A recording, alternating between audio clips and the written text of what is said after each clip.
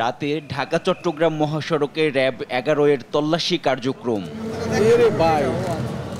শনিবার রাতে রাজধানীর মাতুয়াইল এলাকায় র্যাবের চেকপোস্ট পরিদর্শন করতে আসেন র্যাব মহাপরিচালক AKM শহীদুর রহমান। এ সময় তিনি বিভিন্ন দূরপাল্লার যানবাহন পরিদর্শন করেন।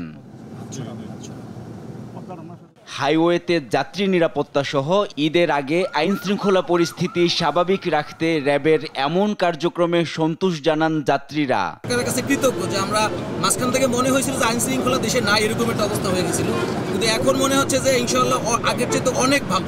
পুলিশ বাহিনী, সেনাবাহিনী, র্যাব যারা আছে রাস্তায়, তো এটা খুবই ভালো লাগছে, সন্তোষজনক।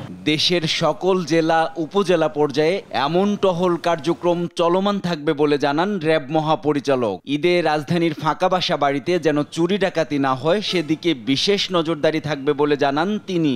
ঈদের সময় যারা বাড়িঘর ফাঁকা রেখে দেশের বাড়িতে চলে যাবেন, তাদের এই বাড়িঘরে ফাঁকা রাখা বাড়িঘরে যাতে চুরি টুরি না হয় সেদিকেও আমরা সজাগ দৃষ্টি রাখব। আমরা সর্বোপরি মানুষের নিরাপত্তা, তাদের নিজের ব্যক্তির যানবাহনের নিরাপত্তা, সম্পদের নিরাপত্তা যাতে বজায় রাখে এই পবিত্র ঈদে, সেই জন্য আমরা অন্যান্য আইনশৃঙ্খলা রক্ষাকারী বাহিনীর সাথে সমন্বয় রেখে কাজ করে যাচ্ছি। এবং ঈদের পরে যখন ঘরমুখ মানুষ বাড়িতে ফিরবেন, তাদের নিরাপত্তার জন্য একই রকম ব্যবস্থা থাকবে। এছাড়াও ঈদের ছুটিতে বিনোদন কেন্দ্রগুলোতে যেন আইন শৃঙ্খলার অবনতি না ঘটে সেজন্যও তৎপর থাকবে র্যাব, জানান র্যাব মহাপরিচালক। নিরাপত্তার জন্য একই রকম ব্যবস্থা থাকবে। NI নাহিদ, দেশ টিভি, ঢাকা।